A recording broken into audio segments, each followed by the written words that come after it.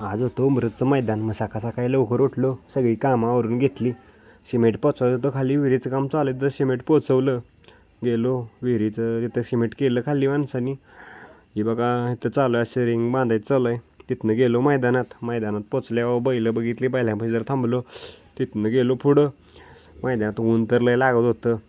मग काय म्हटलं जरा गाडी निघत्या का बघितली, पण गाडी काही नव्हती निघली, लेट निघली. मग जरा उन्हात आणत म्हटलं थंड लिंबू सरबत घ्यावा, लिंबू सरबत प्यायला.